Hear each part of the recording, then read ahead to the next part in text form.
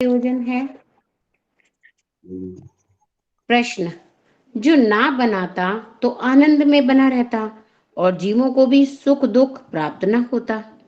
उत्तर, यह आलसी और दरिद्र लोगों की बातें हैं, पुरुषार्थियों की नहीं। और जीवों को प्रलय में क्या सुख व दुख है? जो सृष्टि के सुख दुख की तुलना की जाए तो सुख कई गुना अधिक होता और बहुत से पवित्र आत्मा जीव मुक्ति के साधन कर मोक्ष के आनंद को भी प्राप्त होते हैं। प्रलय में निकम्मे जैसे सुषुप्ति में पड़े रहते हैं वैसे रहते हैं, और प्रलय के पूर्व सृष्टि में जीवों के किए पाप पुण्य कर्मों का फल ईश्वर कैसे दे सकता और जीव क्यों कर भाग सकते? जो तुमसे कोई पूछे कि आंख के होने में क्या प्रयोजन है, तुम यही कहोगे, देखना। तो जो ईश्वर में जगत की रचना करने का विज्ञान बल और क्रिया है, उसका क्या प्रयोजन? बिना जगत की उत्पत्ति करने के दूसरा कुछ भी ना कह सकोगे। और परमात्मा के न्याय धारण दया आदि गुण भी तभी सार्थक हो सकते हैं जब जगत को बनाए। उसका अनंत सामर्थ्य जगत की उत्पत्ति स्थिति प्रलय और व्यवस्था करने ही से ही सफल है। जैसे नेत्र का स्वाभाविक गुण देखना है, वैसे परमेश्वर का स्वाभाविक गुण जगत की उत्पत्ति करके सब जीवों को असंख्य पदार्थ देकर परोपकार करना है। पढ़ूं अच्छा, आगे? अब नहीं, अभी रुको। हम्म। देखो, यहाँ दो चीज हैं जो स्पष्ट रूप से हमें समझ लेनी है कि एक तो जितनी फिलॉसफी है ना, वो इस सवाल के इर्द गिर्द घूमती है कि ये जगत क्यों बनाया गया, इस जगत के बनाने का कारण क्या है, और दूसरा कि मैं कौन हूँ, कहाँ से आया हूँ। ये दो सवाल हैं। मैं कौन हूँ, कहाँ से आया हूँ, किस लिए आया हूँ, और ये संसार क्यों बना है। ये दो सवाल ऐसे हैं, इन दो सवालों से सारी फिलॉसफी जन्म लेती है, सारा दर्शन जन्म लेता है, और सारा दर्शन इन्हीं दोनों सवालों के चारों तरफ गूंथा गया है। मैंने पहले भी शायद कई बार कहा होगा कि गालिब नाम का एक उर्दू का कवि हुआ है, बहुत अच्छा। उसने एक गजल लिखी है जिसके कारण उसे पूरी मुसलमान समाज में काफिर के नाम से जाना जाता है। लोग उसे काफिर कहते हैं क्योंकि उसने सवाल पूछे। अल्लाह की कायनात में कोई मोमिन सवाल नहीं पूछ सकता, अगर वो सवाल पूछता है तो काफिर हो जाता है। काफिर ही सवाल पूछते हैं क्योंकि शैतान उनसे सवाल पूछवाता है, नहीं तो चुपचाप यकीन करते हैं। जो कुछ है बिना सोचे उस पर यकीन लाओ, सवाल पूछने की जरूरत नहीं। लेकिन गालिब ने धृष्टता करते हुए सवाल पूछे। उसने कहा, अब्र क्या चीज है, हवा क्या है, ए इलाही ये माजरा क्या है, जबकि तुझ बिन नहीं कोई मौजूद। जब तेरे बिना संसार में कोई मौजूद ही नहीं है, तू ही तो असली सत्ता है, तो जबकि तुझ बिन नहीं कोई मौजूद, ए इलाही ये माजरा क्या है। तो ये संसार क्यों है? वो कहता है कि न था कुछ तो खुदा था, कुछ न होता तो खुदा होता, डुबोया मुझको होने ने, न होता कुछ तो क्या होता। ले भला इस संसार की रचना की क्या जरूरत पड़ी थी? क्यों इस संसार को बनाया? अरे भैया, तू भी सुख में था, हम भी सुख में थे, न तुझे कोई परेशानी थी ना हमें कुछ परेशानी थी। संसार बना के तूने चारों तरफ खाम खा के झगड़े खत्म कर दिए। प्रदीप चतुर्वेदी एक आर्य समाजी विद्वान हुए हैं जिन्होंने फिल्मों में बहुत गीत गाए हैं, बहुत गीत लिखे हैं। और गीत है ना वो प्रसिद्ध सा के, ऐ मेरे वतन के लोगों जरा आंख में भर लो पानी, जो शहीद हुए हैं उनकी जरा याद करो कुर्बानी। ये प्रदीप ने ही लिखा है। जिन्होंने ऋषि गाथा लिखी है कि आनंद कंद ऋषि दयानंद की गाथा गाते हैं हम, कथा सुनाते हैं। तो उन्होंने एक गीत लिखा है कि दुनिया बनाने वाले काहे को दुनिया बनाई। कि दुनिया बनाने वाले, तूने दुनिया क्यों बनाई, क्या जरूरत थी इस दुनिया को बनाने की, खाम खा यार परेशान कर दिया हमें तूने। तो दुनिया ना बनाता तो आनंद में हम थे, आनंद में तू था। लेकिन ऐसी बातें सच में वो लोग करते हैं जिन्हें बात समझ में नहीं आती। अच्छा, ये सवाल ऐसा है कि दुनिया की शायद ही कोई फिलॉसफी ऐसी है जो इस प्रश्न का उत्तर दे सके, लेकिन ऋषि दयानंद इस प्रश्न का उत्तर बड़ी सरलता से दिया है कि ईश्वर ने संसार क्यों बनाया। तो कई फिलॉसफी ऐसी हैं, भारत में भी हैं, जो ये कहती हैं कि पहले ईश्वर अकेला था और उस अकेलेपन से ईश्वर डर गया, और डर कर जब वो डरा तो उसने संसार बनाया कि भाई मैं एक से अनेक हो जाऊंगा तो फिर डर नहीं लगेगा, अकेला रहूंगा तो डर लगेगा। ये कमाल की बात। एक तरफ हम ईश्वर को कहते हैं वो अभय है, दूसरी तरफ कहते हैं कि वो डर गया। ऐसी ही अनेक झूठी सच्ची बातें चला करती हैं। जैसे कुछ लोग कहते हैं ईश्वर ने इच्छा की कि मैं बहुरूप हो जाऊं। क्या ईश्वर इच्छा करता है? क्या ईश्वर में इच्छा होती है? ये सब चीजें। लेकिन ऋषि दयानंद इसका उत्तर देते हैं कि ईश्वर ने संसार क्यों बनाया, तो कहते हैं स्वभाव के कारण बनाया। स्वभाव के कारण कैसे? कि गुण जो है गुणी के आश्रय से रहता है। गुण और गुणी को अलग अलग नहीं किया जा सकता। गुणी है तो गुण है, गुण है तो गुणी है। बिना गुण के गुणी रह नहीं सकता, और उसका गुण अभिव्यक्त होता है। तो संसार की रचना करना, पालन करना, प्रलय करना, जीवों को उनके सुख दुख रूपी कर्म देना, कर्मों का फल देना, मोक्ष देना और ज्ञान देना, ये ईश्वर के 6 गुण हैं। ये ईश्वर के गुण हैं, और अगर ईश्वर नाम की सत्ता है तो ये गुण होंगे ही होंगे। इन गुणों को कोई रोक नहीं सकता। यानी ईश्वर जो कर रहा है वो ईश्वर का होना ही है, वो उसकी अभिव्यक्ति ही है। यानी ईश्वर का होना उसके वो जो कर रहा है उसका करना उसके स्वभाव के कारण है। ईश्वर का जो कर्तृत्व है वो कर्तृत्व इच्छा से नहीं है, वो उसके स्वभाव से है। जैसे जल अग्नि को बुझा देता है। आप ठंडा जल लो और ठंडा जल लेकर अग्नि पर डाल दो, क्या होगा? अग्नि बुझ जाएगी। अब एक काम करो, जल को गर्म कर लो, इतना गर्म कर लो कि जल ही जलाने लगे, इसमें हाथ डालें तो जहाज जल जाए। तो यह जलाने वाला जल भी अगर अग्नि पर डाल दें तो कमाल की बात यह है, स्वयं ही दूसरी चीजों को जला देने वाला जल अग्नि पर डाल देने पर अब भी अग्नि को बुझा देता है। इस जल को इतना गर्म करो कि इसमें से तेज भाप निकलने लगे। उस भाप का स्प्रे भी अगर आप जल पर कर दोगे, तो वो अग्नि पर कर दोगे, तो भी ये अग्नि को बुझा देता है। इसका क्या मतलब है? इसका मतलब है कि जल अपने स्वभाव से कभी च्युत नहीं रह सकता, और जल किसी इच्छा से इस काम को नहीं कर रहा है कि वो पानी को बुझा देगा। जल है तो पानी बुझेगा, ये निश्चित है। ऐसे ही ईश्वर है तो सृष्टि का निर्माण होगा। वो इच्छा से नहीं करता है कि उसके भीतर कोई इच्छा उत्पन्न हुई या उसके भीतर उसका कुछ मन हुआ। जैसे आप लोग जलेबी खाते हो, आपको जलेबी दिखाई दी तो आपने जलेबी खा ली, आपने इच्छा से जलेबी खाई, आपके मन में हुक उठी, अरे भाई मीठा रखा है, मीठा खा लूं। मीठे को देखते ही उसे खाने की जो हुक उठती है वो ईश्वर के भीतर नहीं उठती है कि वो संसार को बनाने की उसके भीतर हुक उठती है और वो संसार को बनाऊंगा ना। वो संसार को बनाता है इसलिए क्योंकि वो है, उसका होना ही संसार को बनाने का कारण है।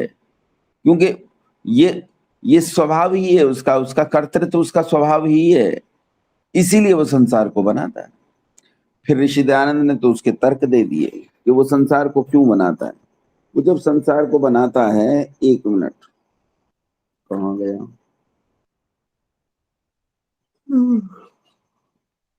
आर्ष साहित्य में कौन सा पेज है?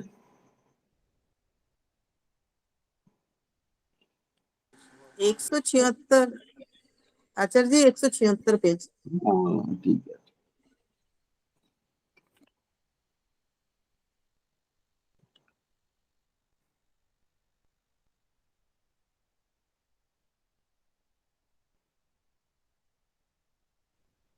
ऊपर ऊपर ही है, शुरू से ही है उसी का। हम्म,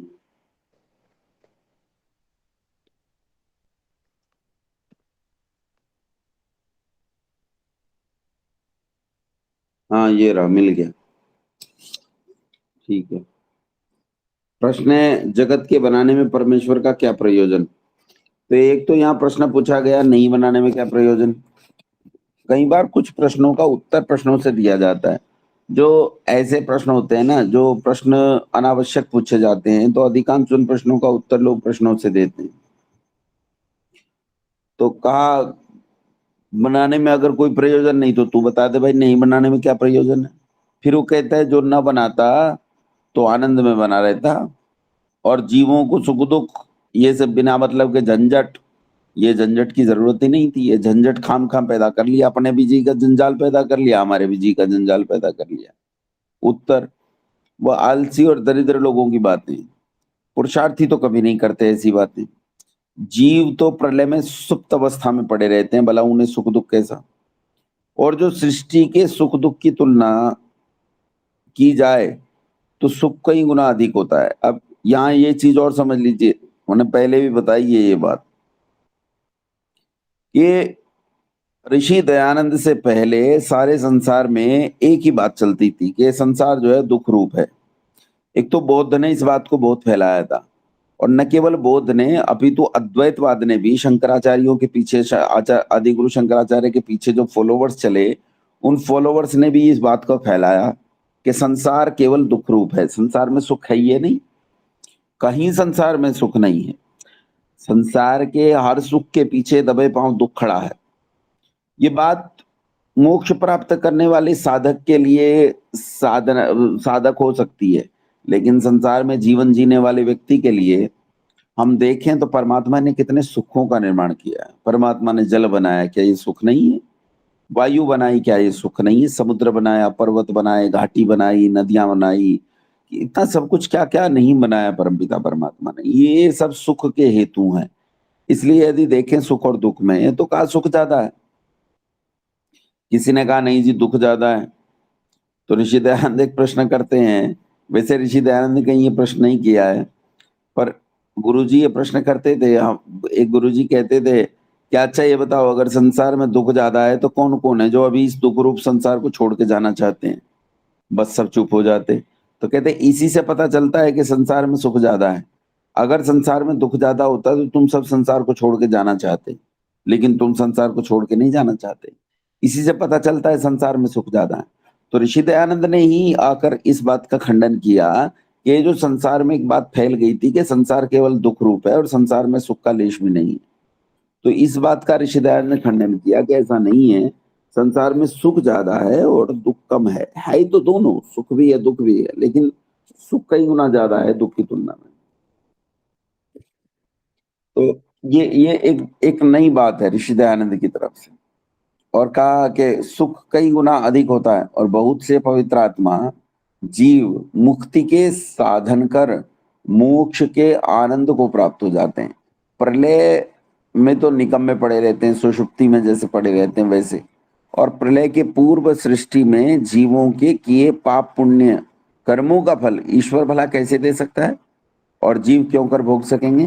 कहा भैया एक बात बता, अगर वो प्रलय ही में पड़ा रहेगा तो परमपिता परमात्मा क्या करेगा? परमात्मा भी निकम्मा हो जाएगा, परमात्मा के पास भी कोई काम नहीं है, तो उसके जो गुण हैं ईश्वर के वो व्यर्थ हो जाएंगे, उन गुणों का कोई उपयोग नहीं रहेगा।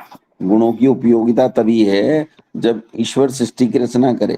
जो तुमसे कोई पूछे कि आंख के होने में क्या प्रयोजन है, तो तुम यही कहोगे ना कि आंख का प्रयोजन देखना है।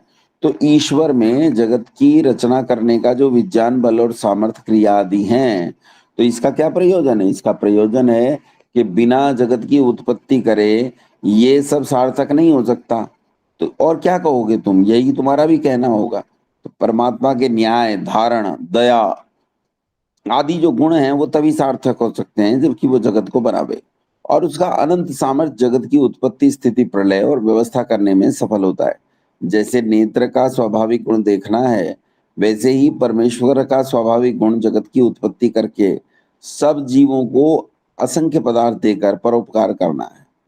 ठीक है, ये हो गया। अच्छा, बीच में रोक के एक बात कह रहा हूँ, इससे आगे फिर पढ़ना शुरू करेंगे। आज एक प्रश्न पत्र मैं डाल दूंगा 7वें समुल्लास का, और उस प्रश्न पत्र को आप जब हल करेंगे तो उसमें समय सीमा दी हुई है। प्रयास कीजिएगा उसे समय सीमा के भीतर हल करें। कोई भी समय आप अपनी सुविधा के हिसाब से देखिएगा, तो अपनी सुविधा के हिसाब से उस प्रश्न पत्र को हल करेंगे। यानी जैसे उस पे समय लिखा है कि इतने घंटे का समय है, तो उतने ही घंटे में उसे हल कीजिएगा। उसमें ज़्यादा समय नहीं, घड़ी देखकर कीजिएगा, ये आपकी ईमानदारी है। और हल करके उसके उसका जो प्रश्न पत्र का वो है, वो केवल अपने पास रख लीजिएगा। और कल जब उसके उत्तरों पे वो लगवाऊँगा, निशान लगवाऊँगा, उत्तरों को चेक करवाऊँगा, तो सबको अपने-अपने उत्तर चेक करने हैं और सब अपने-अपने आप को खुद ही नंबर भी देंगे। खुद ही जाँचेंगे कि मुझे कितने नंबर मिले हैं इस प्रश्न पत्र में। ठीक है? तो आज ये प्रश्न पत्र डाल दिया जाएगा 7वें समोल्लास का। चलो माँ आगे एक पढ़ो मिनट, 8वीं। एट ए हुँ। स्ट्रेच वो पेपर पूरा सॉल्व करना होगा? हैं? एट ए स्ट्रेच मतलब 3 घंटे लगातार, अगर 3 घंटे का पेपर है तो 3 घंटे लगातार बैठना होगा? हाँ, हाँ, हाँ, यही है। 3 घंटे का है नहीं वैसे, कितने तो टाइम? लेकिन बैठना पड़ेगा, 2 घंटे का है। मुश्किल हो जाता है ना बच्चों के साथ थोड़ा-सा, इसलिए पूछ रही थी। हाँ, कोई बात नहीं, एडजस्ट करिएगा उसे किसी तरह। ठीक है। चलो आगे। और प्रश्न। अगर आप टुकड़ों में भी बैठते आचार्य हैं जी तो क्या है उसके 2 पार्ट नहीं हो सकते? नहीं, मैं ये कह रहा हूँ अगर टुकड़ों में भी बैठेंगे तो ये ध्यान रखिएगा कि 2 ही घंटे करें आप, ज़रूरी नहीं है आप एक ही बार में करें, पर 2 घंटे में करें। उसे ये ध्यान रखें, मान लो अभी आपने थोड़ी देर बैठे हैं, आपने आधा घंटा काम कर लिया, फिर पतिदेव ने कहा चलो भैया भोजन बना दो, चाय दे दो, रोटी दे दो, या बच्चे चीखने-चिल्लाने लगे, तो ठीक है उठ गए, पर अपना टाइम देख लिया कि आधा घंटा मेरा हो गया है, बचा है केवल 1.5 घंटा, तो आगे प्रश्न पत्र में बचे हुए समय को मैं 1.5 घंटे में ही पूरा करूँगा। ठीक है? ठीक है। आचार्य जी मैं ये कह रही हूँ कि 7वें समोल्लास के 2 प्रश्न पत्र नहीं हो सकते? ना, एक ही होगा लाली। क्यों? 2 यूपी क्यों की चाहिए छात्रा तुझे? वाली। वही टाइम ज्यादा लगेगा ना, इसलिए बहुत चल सारे या क्वेश्चन है ना। अभी तो एक ही बना रखा है। ठीक है, चलो आगे पढ़ो। प्रश्न। बीज पहले है व वृक्ष? उत्तर। बीज, क्योंकि बीज हेतु, निदान, निमित्त और कारण इत्यादि शब्द एकार्थवाचक हैं। कारण का नाम बीज होने से कार्य के प्रथम ही होता है। अच्छा, इससे मिलता जुलता प्रश्न बताओ जो संसार में खूब खूब प्रचलित है। वो है वो आचार्य जी, मुर्गी बीज पहले आई पहले कि आया अंडा? या वृक्ष? वृक्ष पहले आया, बीज और ना, अंडा और मुर्गी अंडा वाला? पहले आया या अंडा मुर्गी? मुर्गी वाला। मुर्गी, वही तो हाँ, है। अंडा पहले आया या मुर्गी? और लोग कहते मुर्गी। हैं जी इसका आज तक किसी ने उत्तर नहीं दिया। अबे ऋषि दयानंद ने दिया है तो हमारे पास है, हम बताएंगे। ऋषि दयानंद कहते हैं देखो भैया, मुर्गी और अंडे में कारण और कार्य का संबंध है।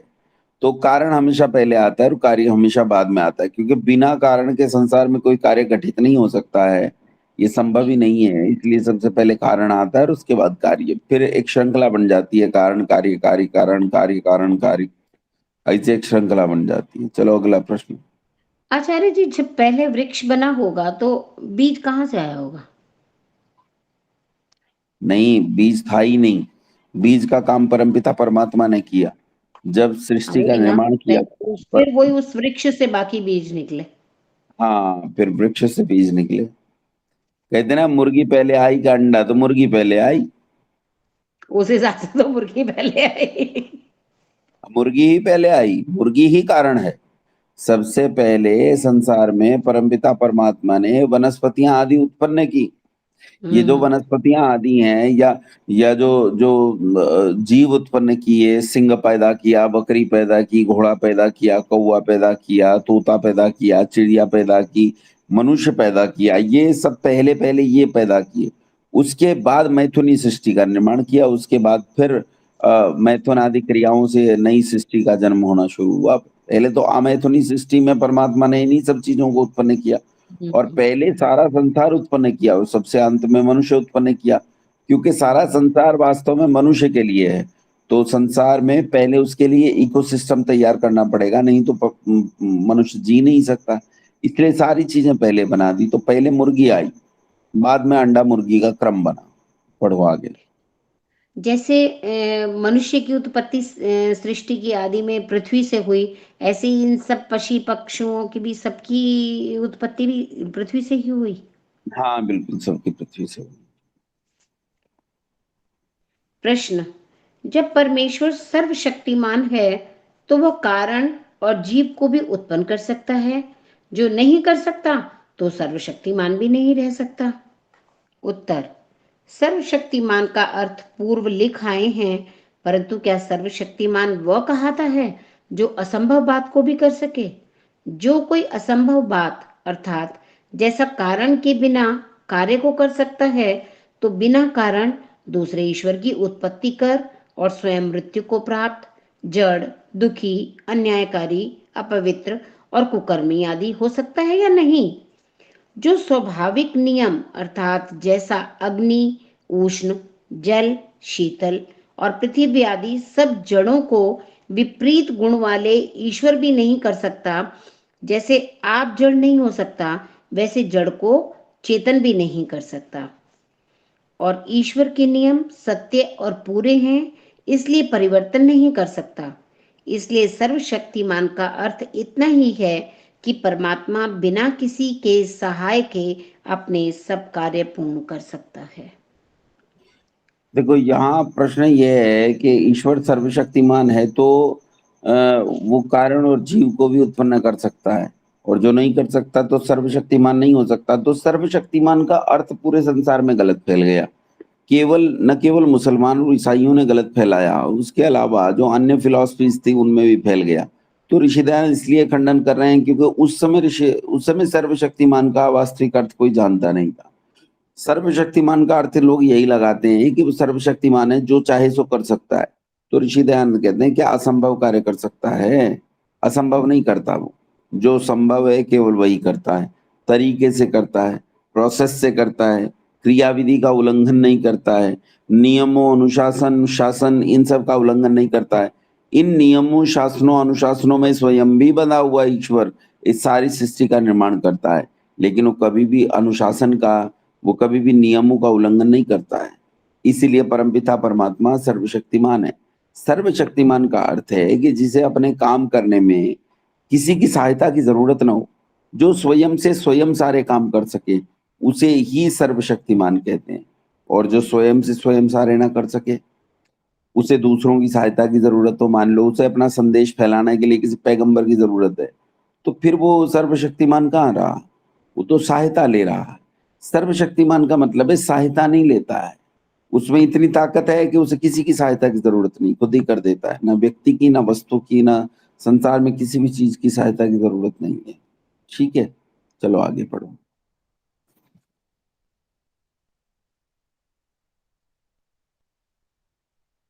भैया स्विच वो माइक ऑफ है आपका और आप पढ़ रही होंगी। कर रही हूं। ईश्वर साकार है, वह निराकार। जो निराकार है तो बिना हाथ आदि साधनों के जगत को ना बना सकेगा, और जो साकार है तो कोई दोष नहीं आता। उत्तर, हम्म, ईश्वर निराकार है। जो साकार अर्थात शरीर युक्त है वह ईश्वर ही नहीं, क्योंकि वह परिमित, शक्तियुक्त, देश काल वस्तुओं से परिच्छिन्न, क्षुधा, तृषा, छेदन, भेदन, शीतोष्ण, ज्वर, पीड़ादि सहित होवे। उसमें जीव के बिना ईश्वर के गुण कभी नहीं घट सकते। जैसे तुम और हम साकार अर्थात शरीरधारी हैं, इससे त्रसरेणु, अणु, परमाणु और प्रकृति को अपने वश में नहीं ला सकते, और ना उन सूक्ष्म पदार्थों को पकड़कर स्थूल बना सकते हैं। वैसे ही स्थूल देहधारी परमेश्वर भी उन सूक्ष्म पदार्थों से स्थूल जगत नहीं बना सकता। जो परमेश्वर भौतिक, इंद्रिय गोलक, हस्त पादादि अवयवों से रहित है, परंतु उसकी अनंत शक्ति, बल, पराक्रम है, उससे सब काम करता है, जो जीव और प्रकृति से कभी नहीं हो सकते। जब वह प्रकृति से भी सूक्ष्म और उनमें व्यापक है, तभी उनको पकड़कर जगदाकार कर देता है, और सर्वगत होने से सबका धारण और प्रलय भी कर सकता है। देखो यहाँ ईश्वर के साकार और निराकारत्व की चर्चा है। ईश्वर साकार है या निराकार? तो सामान्य सा एक हल समझ में आता है कि साकार होगा, हाथ पांव होंगे तो चीजों को बना सकेगा। अब जो निराकार है वो चीजों को कैसे बनाएगा? तो यहाँ ऋषि दयानंद कह रहे हैं कि साकार होना बनाने में बाधक है, साधक नहीं है। निराकार होना साधक है, बाधक नहीं। कैसे? बोले देखो, कितनी कैसी चीजों को पकड़ सकते हो? जो तुम्हारे हाथ में आ सके वो नहीं पकड़ सकते हो, जो हाथ से बड़ी होंगी उन्हें नहीं पकड़ सकते, जो हाथ से छोटी है उन्हें नहीं पकड़ सकते। भला जो चीजें तुम्हारी आंख से दिखाई भी नहीं देती हैं उन्हें कैसे पकड़ोगे और उनमें कैसे परिवर्तन लाओगे? तुम्हारा शरीर है, शरीर में तुम्हारे अंग हैं, अंग तंत्र हैं, उन अंग तंत्रों के अंदर छोटे अंग हैं, उन अंगों के भीतर और छोटी कोशिकाएं हैं, कोशिकाओं के भीतर मैट्रिक्स है, उस मैट्रिक्स में साइटोप्लाज्म और प्रोटोप्लाज्म है, उस साइटोप्लाज्म और प्रोटोप्लाज्म में उसके अवयवभूत तत्व हैं, उन अवयवभूत तत्वों के पीछे के तत्व हैं, उनसे भी सूक्ष्म तत्व हैं। अर्थात इतनी सूक्ष्मता है कि जो सर्वव्यापक होकर, निराकार होकर, सर्वव्यापकता से उन सारी चीजों में भीतर तक पहुंच नहीं बना सकता, वो वहां निर्माण की प्रक्रियाओं को कैसे चलाएगा? अगर कोई वस्तु साकार होगी, चाहे बड़ी हो चाहे छोटी हो, अब छोटी होगी तो फिर बड़े कार्य नहीं कर पाएगी और बड़ी होगी तो छोटे कार्य नहीं कर पाएगी। इसीलिए ईश्वर का निराकार होना ही सिद्ध होता है। बिना निराकार हुए ईश्वर इतने बड़े संसार के निर्माण कर नहीं सकता। संसार का निर्माण तभी किया जा सकता है जबकि वो इस संसार के सूक्ष्म से सूक्ष्म भाग में बैठा हो, वहां पकड़कर चीजों को चला सकता हो। तो ईश्वर क्योंकि सर्वव्यापक है, इसलिए संसार का सूक्ष्म से सूक्ष्म, सूक्ष्म से सूक्ष्म कण भी ऐसा नहीं है जिसके भीतर परमपिता परमात्मा मौजूद न हो। वहां मौजूद है, इसीलिए वहां परमपिता परमात्मा अपनी सामर्थ्य से उसमें प्रक्रिया उत्पन्न करके और वहां निर्माण की क्रिया को जन्म दे सकता है। इसीलिए ईश्वर का निराकार होना सिद्ध होता है। चलो आगे। प्रश्न, जैसे मनुष्य आदि के माँ बाप साकार हैं, उनका संतान भी साकार होता है। जो ही निराकार होते तो इनके लड़के भी निराकार होते। वैसे परमेश्वर निराकार हो तो उसका बनाया जगत भी निराकार होना चाहिए। उत्तर, यह तुम्हारा प्रश्न लड़के के समान है, क्योंकि हम अभी ये कह चुके हैं कि परमेश्वर जगत का उपादान कारण नहीं किंतु निमित्त कारण है, और जो स्थूल होता है वो प्रकृति और परमाणु जगत का उपादान कारण है, और वे सर्वथा निराकार नहीं किंतु परमेश्वर से स्थूल और अन्य कार्य से सूक्ष्म आकार रखते हैं। अब देखो, ये प्रश्न क्या है, कितना बढ़िया प्रश्न ऋषि दयानंद ने उठाया। अब तक लोग साकारत्व और निराकारत्व पर प्रश्न उठाते हैं कि साकार है कि निराकार है। अब ये कमाल है कि जैसे मनुष्य आदि के माँ बाप साकार हैं तो संतान भी साकार होती है। भाई जैसा माँ बाप हैं वैसे ही होते हैं, तो अगर ईश्वर निराकार है तो संतान भी निराकार होने चाहिए। तो ऋषि दयानंद ने कहा भैया, जब जिस पदार्थ से लेकर बन रहा है तो उसके जैसा तो है। हम कहाँ कह रहे हैं कि साकार का पुत्र साकार नहीं होता। देखो, ये सारा संसार जो जड़ है तो जड़ पदार्थ से बना है, प्रकृति से बना है, प्रकृति इसका उपादान कारण है, मूल प्रकृति इसका उपादान कारण है, तो मूल प्रकृति के जैसा जगत है, लेकिन ईश्वर उसका निमित्त कारण है। ईश्वर वो वस्तु है जिसमें से वस्तु लेकर जगत का निर्माण नहीं हुआ है। जो वस्तु ली गई है वो मूल प्रकृति में से ली गई है, और मूल प्रकृति में से जो कुछ लिया गया है वैसा ही सारा संसार है। परमात्मा से में कुछ लिया नहीं गया, परमात्मा तो केवल निमित्त कारण है, उसका बनाने वाला है। इसलिए परमात्मा के जैसा होना ये केवल बालकों जैसी बात है। चलो आगे।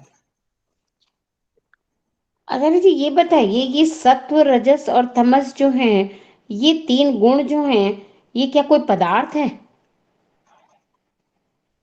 माँ, ये बहुत मुश्किल सवाल पूछ लिया आपने। इस सवाल में तो बड़ा भारी झगड़ा है। कुछ लोग मानते हैं कि ये पदार्थ हैं अधिकांश लोग यही मानते हैं कि ये पदार्थ हैं, और कुछ लोग मानते हैं ये गुण हैं और पदार्थ जैसे नहीं है, पार्टिकल्स नहीं है, जैसे पार्टिकल होते हैं वैसे पार्टिकल्स नहीं है। अब यहाँ एक प्रश्न खड़ा हो जाता है कि अगर ये केवल गुण है और पार्टिकल्स नहीं है तो बाद में जो संसार दिखता है ये संसार तो पार्टिकल्स से भरा हुआ है, यहाँ तो पार्टिकल्स हैं। तो अगर ये उस मूल प्रकृति से बना है जिसमें पार्टिकल है ही नहीं, तो अभाव से भाव की उत्पत्ति हो गई, जो सिद्धांत विरुद्ध हो गई बात। और अगर ये पार्टिकल्स हैं तो फिर इन्हें गुण क्यों कहा गया? फिर गुण कहने का क्या औचित्य है? फिर इन्हें पदार्थ कहना चाहिए। तो ये एक मुश्किल प्रश्न है जिसका समाधान फिर कभी करेंगे, यहाँ तो इसका समाधान करना संभव नहीं है। वो एक बड़ी व्याख्या हो जाएगी। पता नहीं, हाँ, मेरे मन में ना बहुत बार उठ चुका है ये प्रश्न नहीं, ना। ये सवाल बहुत खतरनाक सवाल है। इस संसार अभी वर्तमान में भी इस प्रश्न ने बहुत बड़ा झगड़ा मचा रखा है। वो झगड़ा क्योंकि संसार के सामने नहीं है, इस समय एक आर्य समाज के अंदर ही एक ऐसा विचार प्रस्फुटित हो रहा है कि आर्य समाज के अंदर ही कुछ विद्वानों का ये मत है और उनका आपस में विवाद हो रहा है। मैं भी उस विवाद में शामिल रह चुका हूँ कि कुछ लोग मानते हैं कि ये जो सत्व रजस तमस हैं, ये पदार्थ रूप हैं। लेकिन कुछ विद्वान मानते हैं पदार्थ रूप नहीं, केवल गुण है। पर अगर इन्हें केवल गुण माना जाए, तो फिर गुण से जो ये जो पदार्थ उत्पन्न हुआ, ये अभाव से भाव की उत्पत्ति होगी। और अगर ये माना जाए कि ये पदार्थ हैं, तो फिर गुण काहे को कहा गया इन्हें, फिर इन्हें पदार्थ ही कहा जाता। चलो खैर, इस पर चर्चा करेंगे बाद में। अभी तो केवल इतना ही सवाल मैंने आपके सामने उठा दिया। चलिए आगे। ठीक है। आचार्य जी, ऐसा नहीं लगता है कि जैसे पार्टिकल्स ही है, क्योंकि उससे ही हमारा शरीर बना है और संसार बना है? अगर नहीं होता तो कैसे बनता फिर? नहीं, पार्टिकल्स मैं तो नहीं मानता हूँ पार्टिकल्स, लेकिन मैं तो केवल गुण मानता हूँ। पर करेंगे, इस पर चर्चा करेंगे। छोटी चर्चा नहीं है, ये बड़ी चर्चा है। जो सत्व रजस और तमस है, इससे महतत्व की उत्पत्ति होती है ना। हम्म। महतत्व से अहंकार और ये वो बाकी 5 तन मात्राएं, हाँ, बस 5 तन्मात्रा। और तन फिर मात्राओं से अनुपरमाणु, इंद्रियां, फिर और फिर अनुपरमाणु स्थूल, क्या है? भूत और मन। हाँ, हाँ, ये 23 पदार्थ बन जाते हैं। हाँ कहने जी। की फिर अनुपरमाणु क्या है? वो बताएंगे ऋषि दयानंद आगे इसी में। अभी चर्चा आएगी आगे। पढ़ो आगे माँ। प्रश्न, क्या कारण के बिना परमेश्वर कार्य को नहीं कर सकता? उत्तर, नहीं, क्योंकि जिसका अभाव अर्थात जो वर्तमानी नहीं है, उसका भाव वर्तमान होना सर्वथा असंभव है। जैसे कोई गपोड़ा हाँक दे कि मैंने बंध्या के पुत्र और पुत्री का विवाह देखा, वह नर श्रृंग का धनुष और दोनों खपुष्प की माला पहिरे हुए थे। मृग तृष्णिका के जल में स्नान करते और गंधर्व नगर में रहते थे। वहां बद्दल के बिना वर्षा, पृथ्वी के बिना सबन्नों की उत्पत्ति आदि होती थी। वैसे ही कारण के बिना कार्य का होना असंभव है। जैसे कोई कहे कि मम माता पितरौ नास्तो अहमेव जातः, मम मुखे जिह्वा नास्ति वदामि च। अर्थात मेरे माता पिता ना थे, ऐसे ही मैं उत्पन्न हुआ हूँ। मेरे मुख में जीभ नहीं है, परंतु बोलता हूँ। बिल में सर्प न था, निकल आया। मैं कहीं नहीं था, ये भी कहीं नहीं थे, और हम सब जने आए हैं। ऐसी असंभव बात प्रमत्त गीत अर्थात पागल लोगों की है। देखो, यहाँ ऋषि दयानंद कितनी मान्यताओं का खंडन कर दिया। मुसलमानों का, ईसाइयों का और हमारे पौराणिक बंधुओं का, इनका सबका खंडन कर दिया। ये कहते हैं क्या बिना कारण के कोई कार्य परमात्मा नहीं कर सकता? तो कहा बिल्कुल नहीं कर सकता, क्योंकि जिसका अभाव अर्थात जो वर्तमान नहीं है, उसका भाव कभी हो ही नहीं सकता, असंभव है। भाव से अभाव और अभाव से भाव की उत्पत्ति नहीं होती है। यानी कुछ नहीं है, उससे कुछ होने की उत्पत्ति, और कुछ है, उससे ना होने की उत्पत्ति का होना संभव नहीं है। कुछ है, उसी से कुछ बनता है। कुछ नहीं है, उससे कुछ भी नहीं बनता है। जैसे कोई ये कह दे, उन्होंने कहा कि जैसे कोई ये कह दे कि हमने एक नरसिंह देखा, यानी एक ऐसा मनुष्य देखा जिसमें मतलब कुछ दूसरी मूर्तियां या दूसरे पशु आदि भी हैं, और हमने देखा कि उसने आकाश के पुष्पों की माला पहन रखी है। जो पुष्प आकाश में खिलते हैं, अब आकाश में कोई पुष्प खिलते ही नहीं है। तो ये सब असंभव बातें हैं, और जो असंभव बातें हैं उनका होना कतई संभव नहीं। बात संभव उन्हीं का होना है जो घट सकती हैं। तो ये जो संसार बना है, ये संसार पहले अपनी मूल अवस्था में पड़ा रहता है, और उस मूल अवस्था से परमात्मा इस कार्य रूप में परिणत हो जाता है। अगर कारण ही ना हो तो कार्य कहाँ से हो सकेगा? कार्य तभी होता है जब उसके पीछे कारण हो। कारण नहीं तो कार्य नहीं। ये बिल्कुल स्पष्ट बात है। ये सीधा सिद्धांत है। आगे चलो। प्रश्न, जो कारण के बिना कार्य नहीं होता, तो कारण का कारण कौन है? उत्तर, जो केवल कारण रूपी है, वे कार्य किसी के नहीं होते, और जो किसी का कारण और किसी का कार्य होता है, वो दूसरा कहलाता है। जैसे पृथ्वी घर आदि का कारण और जल आदि का कार्य होता है, परंतु जो आदि कारण प्रकृति है वह अनादि है। मूले मूला भावाद मूलम मूलम, मूल का मूल अर्थात कारण का कारण नहीं होता। इससे अकारण सब कार्यों का कारण होता है, क्योंकि किसी कार्य के आरंभ समय के पूर्व तीनों कारण अवश्य होते हैं। जैसे कपड़े बनाने के पूर्व तंतुवाय, रुई का सूत और नलिका आदि पूर्व वर्तमान होने से वस्त्र बनता है, वैसे जगत की उत्पत्ति के पूर्व परमेश्वर, प्रकृति, काल और आकाश तथा जीवों के अनादि होने से इस जगत की उत्पत्ति होती है। यदि इनमें से एक भी ना हो तो जगत भी ना हो। ठीक है। तो ये मेरे ख्याल से इसमें कोई प्रश्न बनता है या ये समझ में आ गया है? जो कारण के बिना कार्य नहीं होता, तो कारण का कारण कौन है? तो कहा देखो, कारण का जो पीछे हम किसी भी कारण को हम कार्य मान लेते हैं और उसके पीछे का एक और कारण होता है और फिर उसके पीछे भी एक कारण होता है और उसके पीछे भी एक कारण होता है। ऐसे जाते जाते आप ये मत समझिएगा कि कहीं जाकर ये श्रृंखला खत्म नहीं होती है। एक स्थान पर जाकर ये श्रृंखला खत्म हो जाती है। वहां कारण 3 भागों में विभाजित हो जाता है, उपादान कारण, निमित्त कारण और साधारण कारण। और ये कारण का मूल है, बस इसके पीछे कारण नहीं होता। कारण का कारण नहीं होता है, अनंतिम कारण जो है वही सबका कारण है। तो कारण का कोई कारण नहीं होता है, कारण स्वयं में कारण है और उसके पीछे कोई कारण नहीं होता। परमपिता परमात्मा निमित्त कारण है, उपादान कारण मूल प्रकृति है, इसके पीछे कोई नहीं जाता, ये अंतिम कारण है। चलो आगे बढ़ो। अन्न नास्तिका आहुः शून्यम तत्वम भावोपि नश्यति वस्तु धर्मत्वाद्वि नाशस्य, ये सांख्य सूक्त का है। अभावात् भावोत्पत्तिर्नानुपमृद्य प्रादुर्भावात् ईश्वरः कारणं पुरुष कर्मा फल्य दर्शनात् अनिमित्तत्तो भावोत्पत्तिः कंटकतक्षण्य तैक्षण्यादि दर्शनात् सर्वमनित्य मुत्पत्ति विनाश धर्मकत्वात् सर्वं नित्यं पंचभूत नित्यत्वात् सर्वं पृथक् भाव लक्षण पृथक्त्वात् सर्वं भावो भावेश वितरेतरा भाव सिद्धेः, ये न्याय दर्शन के सूक्त हैं। यहाँ नास्तिक लोग ऐसा कहते हैं। पहले का अर्थ है शून्य ही एक पदार्थ है, सृष्टि के पूर्व शून्य था, अंत में शून्य होगा, क्योंकि जो भाव है अर्थात वर्तमान पदार्थ है उसका अभाव होकर शून्य हो जाएगा।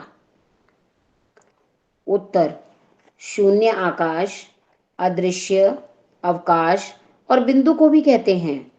शून्य जड़ पदार्थ, इस शून्य में सब पदार्थ अदृश्य रहते हैं। जैसे एक बिंदु से रेखाओं से वर्तुलाकार होने से भूमि, पर्वत आदि ईश्वर की रचना से बनते हैं और शून्य का जानने वाला शून्य नहीं होता। ये पहले का अर्थ है। जैसे नास्तिक लोग होते हैं ना, जैसे आजकल के वैज्ञानिक लोग होते हैं, ईसाई लोग आजकल जो विज्ञान बहुत बढ़ा रहे हैं, ये कहते हैं शून्य ही एक पदार्थ है और सृष्टि के पूर्व शून्य था, अंत में शून्य होगा, क्योंकि जो भाव है अर्थात वर्तमान पदार्थ है उसका अभाव होकर शून्य हो जाएगा। देखो ये कहते हैं कि यह सारा संसार जो है, जो क्वांटम फिजिक्स कहती है कि जो सारा संसार है ना, ये अंततोगत्वा एक शून्य में परिवर्तित हो जाएगा और उस शून्य को ये लोग कहते हैं ब्लैक होल, कि ये सारा संसार एक दिन ब्लैक होल में तब्दील हो जाएगा, ब्लैक होल में चला जाएगा। एक डार्क मैटर है जिसे डार्क मैटर कहते हैं, जिससे संसार की उत्पत्ति हुई है, ये कहते हैं उसमें चला जाएगा और वो सिंगुलरिटी इतनी महीन है, इतना इतना सूक्ष्म बिंदु है कि वो ना के बराबर है। और कहते हैं उसकी डेंसिटी जो है वो तो हाईएस्ट होगी और उसका वॉल्यूम 0 होगा, टेम्परेचर इनफाइनाइट होगा। अरे मूर्खों, ऐसी वस्तु जिसका वॉल्यूम 0 है उसका टेम्परेचर इनफाइनाइट हो ही नहीं सकता। लेकिन ये लोग कहते हैं कि शून्य से संसार की उत्पत्ति हुई, पहले कुछ नहीं था, बाद में जब ये संसार नष्ट होगा तो फिर से ऐसा हो जाएगा कि सब कुछ नष्ट हो जाए।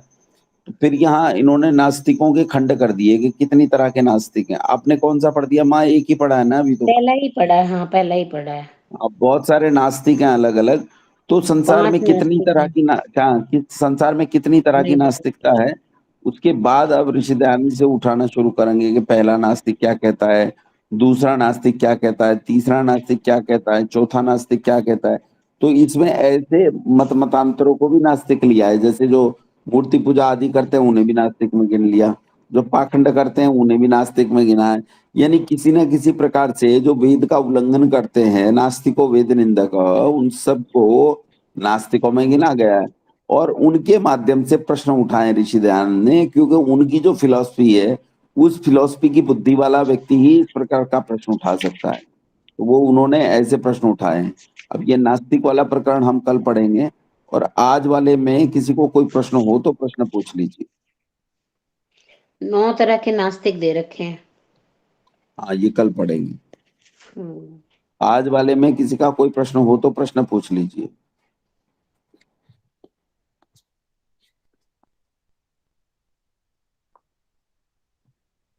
सब ठीक है, सुपर इंटेलिजेंट है।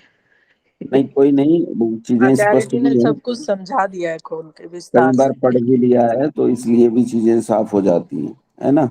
तो आज केवल बस मेरी प्रशंसा करने के अलावा आपके पास कोई उपाय नहीं है कि मैंने कितना अच्छा गीत शुरू में गाया, क्योंकि असल में अरे मतलब जो पदार्थ जिस कारण से उत्पन्न हुआ है, तो प्रशंसा तो उस कारण की होगी ना, पदार्थ की काहे प्रशंसा। बिल्कुल आचार्य जी, आपने ही सिखाया है उसे। तो बेटी मेरी है तो फिर उसकी सारी प्रशंसा मैं ही बटोर बहुत लेता। सुंदर, बहुत सुंदर। पिताजी आपने बहुत अच्छा गीत गाया आज, मुझे बहुत अच्छा लगा। लीजिए और लीजिए। चलो ठीक है, फिर मंत्र पाठ कर लेते हैं, और आज मैं प्रश्न पत्र किस समय डाल दूंगा, उस प्रश्न पत्र को समय सीमा के भीतर आप वो करेंगे, समाप्त करेंगे। गला ठीक है?